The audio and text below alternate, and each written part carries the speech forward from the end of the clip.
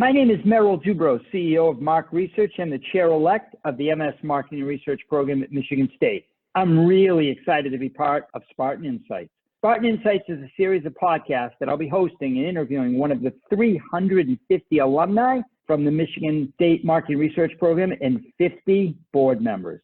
Today's guest on Spartan Insights is Mike McCunis, the past Global Vice President of Commercial Insights and Analytics at Kellogg and currently an advisor at Bain. Mike, thanks so much for being a guest on Spartan Insights. Absolutely. It's great to be here, Merrill. I really appreciate the opportunity to speak with you and all of our Spartan members. Absolutely. Go green. We're really excited. So, Mike, why don't we start with just an overview of your career, if you could? Absolutely. Started in what I call traditional market research for a company called Information Resources, IRI, doing a lot of data analysis and really what I'd call fundamental mixed market modeling work.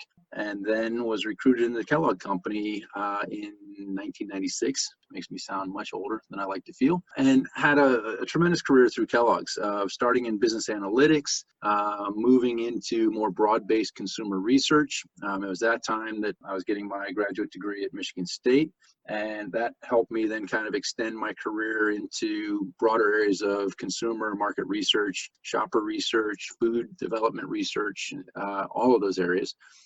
Which then enabled me to take on progressively larger roles and responsibilities within Kellogg's, leading portfolio teams at first, then leading our U.S. organization from an insights perspective, and eventually, as you mentioned, over the last decade or so, running our global practice in insights, and then over the years, adding what we call commercial analytics to that as well. So while earlier in my career, we focused more on what I'd call brand-based insights around the consumer and consumers' relationship with brands and the things that drive brands, which is really critical. You know, as the data world evolved, gave us the opportunity to start to take on more direct analytic responsibility to help us understand the cause and effect relationship of our major investments, whether those be advertising investments, trade dollar investments, customer development funds, so that we could ensure that when we were investing money to drive growth, that it truly was creating incremental purchasing, incremental revenue, and really helped our teams round out the full picture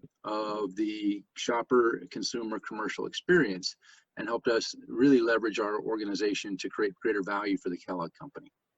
Wow, there's some really key takeaways for the students there for sure. So let's talk about the students. So while you were at Kellogg, my gut is, Mike, because I know you and I, we don't stage anything. This is unrehearsed. In fact, you and I have never met, talked. We're total strangers up until, 5 minutes ago. My sense is that over the years at Kellogg, you probably looked at, thousands of resumes if I had to guess. And I'm sure you hired a lot of folks from the MSMR program at Michigan State. Can you talk a little bit about what are you looking for? How does somebody go from, not interested to, whoa, they caught my eye. I gotta interview this person. Just some Mike's secrets per se. Yeah, for sure. At Kellogg's, we were very fortunate to have a great relationship with the MSMR program. And, even partly due to our geographic proximity, just being an hour down the road, I'll be able to kind of maintain and build that relationship. And so, yes, we've had a number of MSMR graduates come into our organization and succeed very, very well and continue to contribute to the program.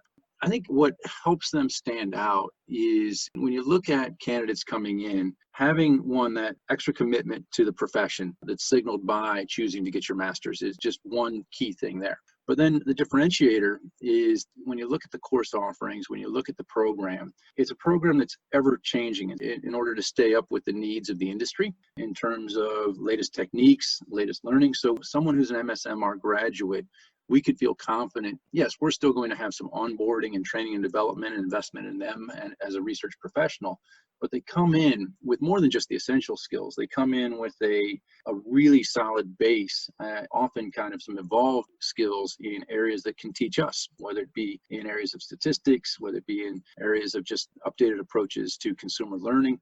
So that technical side is tremendous. The other part that we found is, I think if you will, almost from an attitudinal basis, is we always looked to hire on strengths of what we call intellectual curiosity.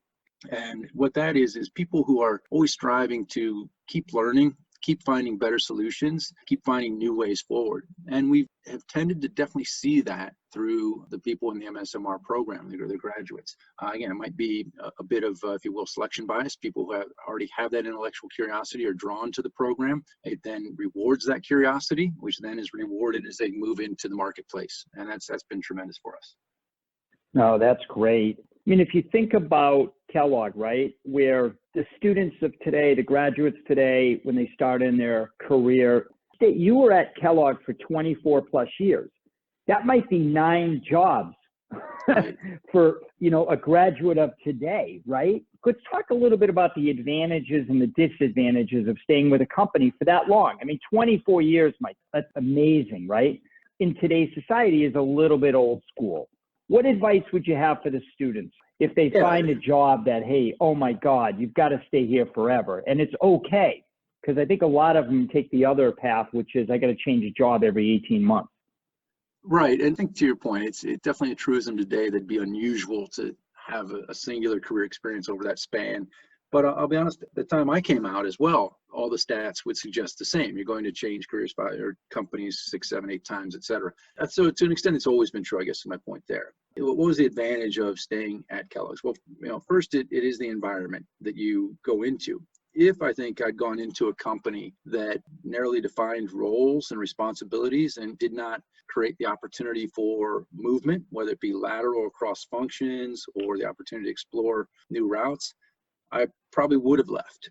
But to my benefit, Kellogg's is an organization I always, especially as we recruited people, when I spoke to people considering joining the company, if you oversimplify, there are 2 types of companies in the world. There are what I call very opportunistic companies, and they're very kind of, if you will, tightly defined companies, cultures. Kellogg's is definitely an opportunistic culture where if you as an individual have the aspiration, have the desire, the willingness to work towards new solutions and new ways to getting things done, I was fortunate enough to always have managers, bosses who would give me latitude to pursue that, which then led to new opportunities for me. So I never felt that I was parked in a role or getting stale. Matter of fact, my last 3 roles, which were rather high levels in the position, didn't exist before I took them on. We'd had a very kind of flat organization, and there were times in my career where certainly I considered moving out of the organization, but fortunately there was need. While it hadn't been defined or scoped into job roles at that time, but there was need for the skills that I could bring in new spaces. And so part of it was, my willingness, I think, to tackle some new adventures and take a little bit of risk personally, but the organization's willingness to create the opportunity to take that risk. So that was, to me, an advantage. I felt I could keep learning. I wasn't just, kind of repeating the same cycles over and over again. And I think that's the key thing as a person, whether a new graduate or mid-career or late career, if you're not learning, if you're not having new experiences, if you're not taking on new responsibilities, then that might be the time to change. The other thing I'll say relative to the advantage with Kellogg's is the company itself changed dramatically during my 24 years. When I joined, it was what I call a very prototypical US-based cereal company. When you hear the Kellogg name, if you're in the US, you think Frosted Flakes, Snap, Crackle, Pop, et cetera, which is great. And I hope everyone continues to think that. But that was the vast majority of the portfolio at the time. Fast forward 20 some years, we're in natural foods. We're in meat alternatives. We are a global snacking company with the likes of Pringles and Cheez-It. So our portfolio kept growing from a product perspective, and our footprint across the globe grew as well, which was tremendously exciting to me as I moved into global, spending time in people's homes in Shanghai, in Sao Paulo, in parts of Mexico, all around the world, and just getting to experience cultures and just different environments that I wouldn't have had perhaps if I had just jumped companies sitting in the US. When you think about your career, you've worked on some of the biggest brands and the most prestigious brands in the world. Is there a research product or a research aha moment or a takeaway or some type of recommendation that you made to your leadership team that really propelled a brand, and you did that through research and your insights over the years? Just anything that jumps out? There's one that jumps out. It triggers off, the comment I made a moment ago, and it perhaps in the long run wasn't the biggest impact, but it was a really big aha for me culturally. So Special K is a massive brand for us on a global basis. For many years was really a key to our growth, not just for the brand, but corporately. Tremendous powerhouse brand. And so as a result, internally, you can really get, I don't want to say fixated, but perhaps over-focused on the strengths of that brand. And we're really struggling in China for a number of reasons. China is not a cereal market. It's just not a food that is native to their culture and actually runs against a lot of cultural norms in terms of people don't typically ingest cold liquids in the morning. They don't like hard, crunchy foods for breakfast. It's much more a warm, savory kind of thing. But despite that, we did see some growing opportunities for cereal. And so, of course, as Kellogg's, we're going to lead with our strongest brands, Special K being one of them. And so to kind of make a long story short, we ended up, sending some boxes of Special K out to a number of consumers, and then we would go into their homes and talk to them about their usage. What we didn't realize at all, and this was a big aha for me, is the Special K, if you can envision the front of the pack, the big K, meant absolutely nothing to a Chinese consumer who speaks no English, has very little familiarity with the English language. And so we were so, if you will, assumptive about our brand icons that once we spoke to people, they were absolutely confused as to, is this a Chinese character gone wrong? Is this, so they had no way to even understand what was in the box when it arrived at their doorstep. And so it was a huge aha for me to not be too assumptive about how things can travel across cultures and actually how damaging it can be when you don't take the time to really kind of understand the local nuances and needs. Luckily it wasn't a huge negative, but it just confused the heck out of people. They had no idea what was in that box. Wow, that is really, really, really interesting. Let's talk about, in terms of the pandemic, it's hit us. How has life changed, and how did your work life change a little bit, and maybe the way that Kellogg approached things for the pandemic? Was there a change in sort of the types of research projects that you guys worked on? Your budgets went in a different direction. Anything jump out at you? A couple things that I think was a theme across packaged goods in talking to peers and colleagues. There was a real drastic shift in consumer behavior starting in March and April towards what I call kind of staples and their go-to brands. And so if you think about brand portfolios, like in cereal and snacking, there are so many brands, but there are a few that really, dominate share and people come back to. Those brands became in very, very high demand. And so from a research perspective, there was a need to understand those brands and how to really ensure. A lot of emphasis went to more supply chain analysis, quite honestly, in terms of making sure that we could get the core SKUs to the right customers and consumers as effectively as possible, just to maintain in-stock conditions. It really had a big impact on how you'd look at your forward-based forecasting of market research demand. So that was one of the most immediate. And then I think as kind of an echo effect, and a few months later, perhaps instead of looking at much investment as we would have had in the past around completely new to the world brands or new products, I think a tendency towards line extensions that kind of build off the strength of your major core brands to create some variety still within brands that people know and love.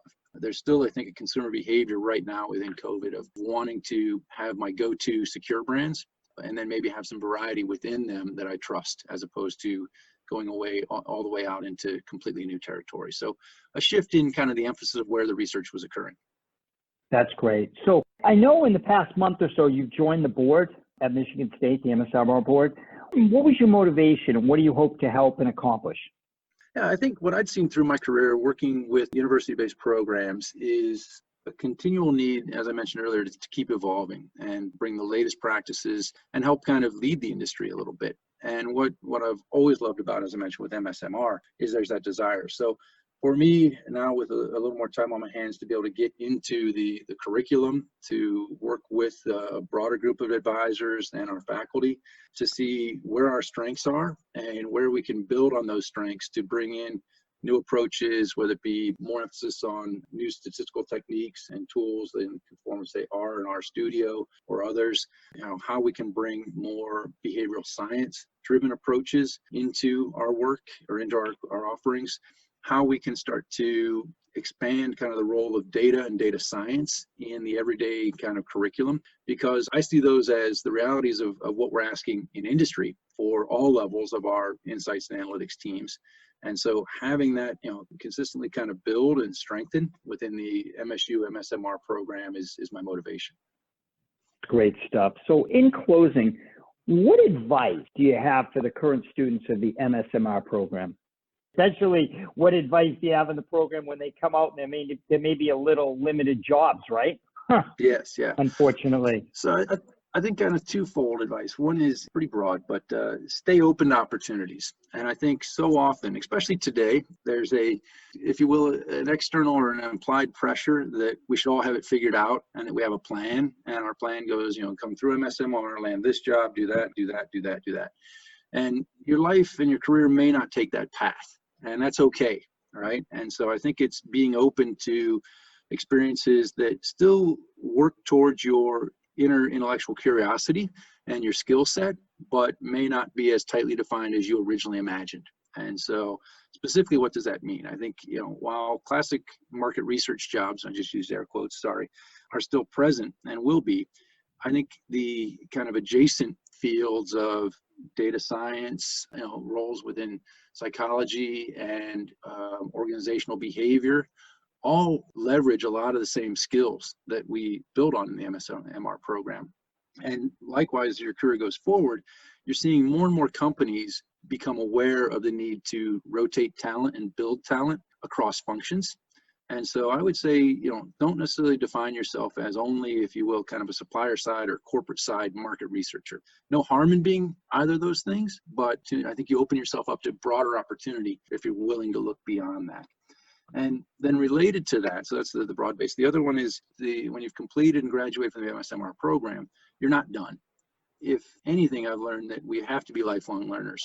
And to be relevant in the industry, you have to kind of build your network, keep fresh, and keep trying new things. That can come through formal education. I think the beauty of what's happened in the social media space, whether it be Twitter, LinkedIn, or others, is there are so many learning opportunities, professional development opportunities that you can keep moving forward on. And then I'll add a third as just kind of more a plug, but as you establish yourself, and I think everyone will have a tremendous, kind of opportunity to do that, find time to contribute to more than just yourself through the community. It sometimes feels, because of your skill set, you may feel, well, I don't know what I'd have to offer, say, a nonprofit or a charitable organization. What I've found is our skills are rare to some degree, especially in those types of organizations. So helping nonprofit charities understand who they're serving, using some research techniques, how well they're serving those constituents. It's a great way to engage with boards and leaders in nonprofit charities to help them fulfill their mission more so. Just carving out a little bit of time and finding those opportunities is a great way to give back from everything that you've learned professionally and through your education. Yeah, and I think there's so many takeaways in what you just said for the students. It's amazing, and you're right. Be open to opportunities. I like how you frame that, lifelong learning. So it's really impressive that you said that. I believe that. I talk about that. I never thought in a million years, Mike. I live in Texas now. I'm a Bostonian. I not only live here for 16 years, call it my home. I love it here. I never thought in a million years I would be in Texas. And I took a job here, and when the phone rang and I went to Connecticut for a job, I went to Philadelphia for a job, or even North Jersey and now Texas. And I think you got to be open to those opportunities. So I think just tremendous takeaways for the next generation of research superstars who are going to be thrown out. So Mike, I thank you so much. I really appreciate your time today on Spartan Insights. My name is Merrill Zubro. Thanks for listening.